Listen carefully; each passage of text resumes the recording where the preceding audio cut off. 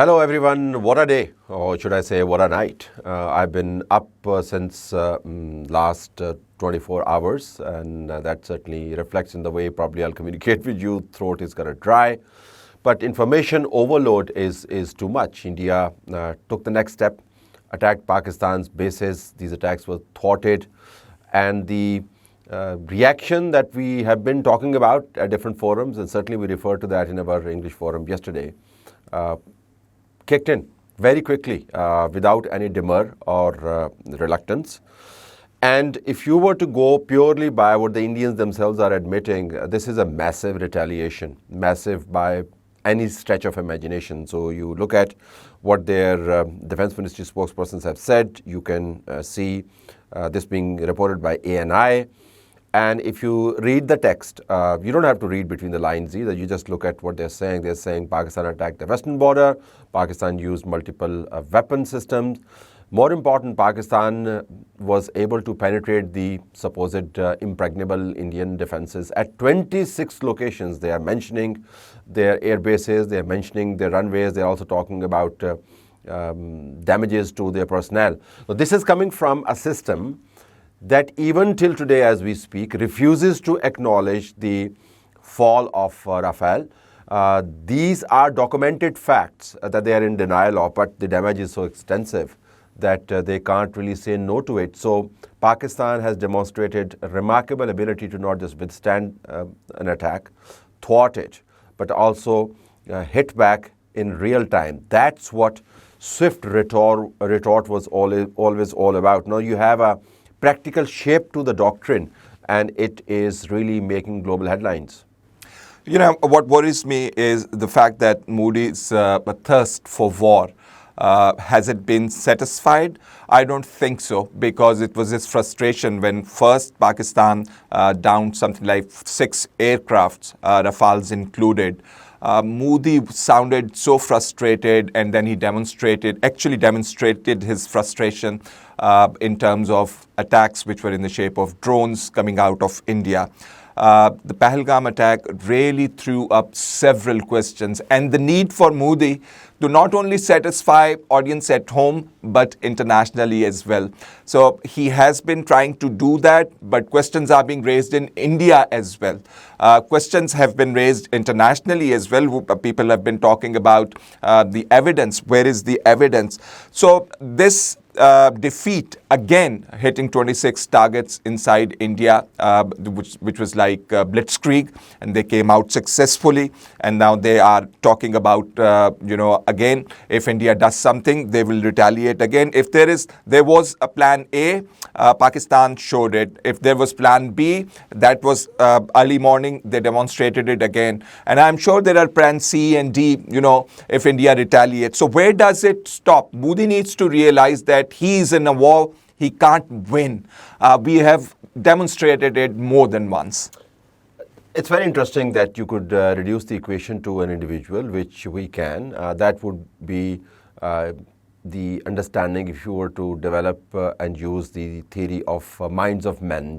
What's cooking inside the mind of Modi? So that's one way to look at the next stage of the conflict that Faisal was talking about. The other is to look at the entire civil, military, industrial complex that is developed inside India. Civilians, military, and those who are deeply involved in defense contracts now govern a mythical image of India as a dominant power. And it is that image which, when married to Hindutva, became so toxic and troubling for us here in Pakistan and elsewhere in the region as well. Ask the Bangladeshis, they'll tell you horrific stories.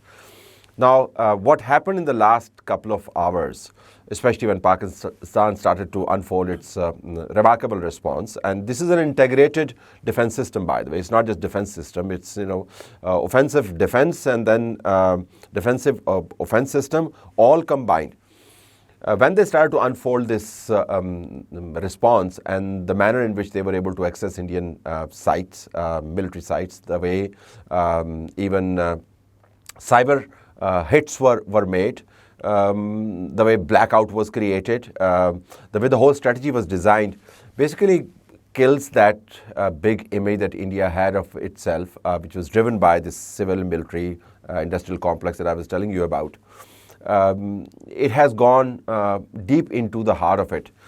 And if you were to create an image of an impregnable, dominant India, and you then admit to having 26 holes by your own admission in your armor, I think the egos would be so badly bruised. Therein lies the danger that probably goes beyond even Modi of Indian entire establishment really licking its wounds. This is the second phase of the wounds, by the way. The first phase, it was 6-0. Now it is 26, probably 5 hits inside Pakistan, which are thwarted. So I think the entire Indian state, as it had started to imagine itself to be, is really in the dock right now. I want to talk about Kashmir, but first I want to relate to the technological edge Pakistan has shown in its battles with India. First, when Rafales were shot down, it was an integrated system, as you have spoke about it yourself. It was linked to satellites, and now the world is talking about it, and now the reports are out. The world did not know that Pakistan can show this capability and actually has that technology to integrate not only the satellites, but also the EDI SAP 200 aircraft, along with all the aircrafts which are flying below it.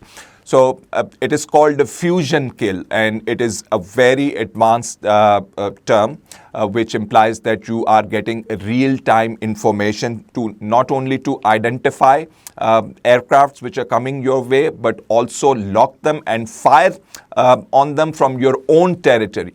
And these missiles which are being talked about, especially PL-15s, and there have been press conferences, and international journalists have been raising questions, what version of that missile was fired that day? So now the point being, if you've shown superiority or some sort of dominance in air, you would demonstrate that in other fields as well. That India did not realize. So I think that was the real edge Pakistan demonstrated today. And electromagnetic warfare, Pakistan demonstrated that as well when you shot down aircrafts and you targeted S-400, which is a missile shield. That shows you. And I'm sure in other fields, Pakistan has a lot of capability, capacity, and technology which the world has not seen yet. The real deal in all of this is the demonstrated capability that Faisal spoke about.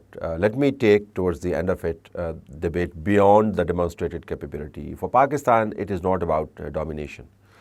Pakistan has a minimalistic agenda. India is the one that has a maximalist agenda. So point number one.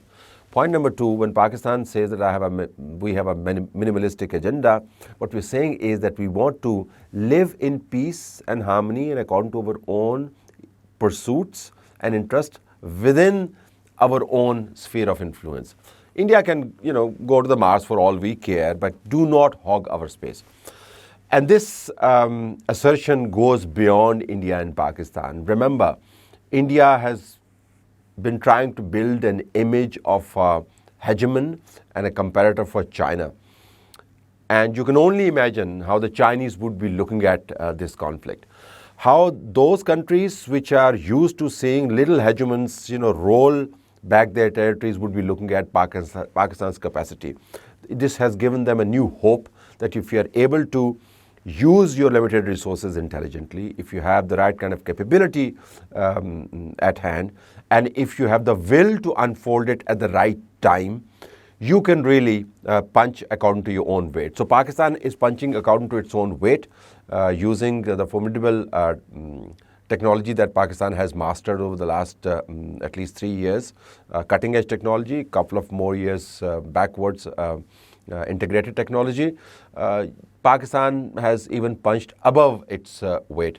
And that's the kind of module many smaller regional countries will follow against larger-than-life hegemons that are knocking on their doors. So with that, we'll have to close today's transmission with the promise that myself and Faisal will be bringing to you different perspectives on a very interesting yet precarious and dangerous situation that is evolving in our region.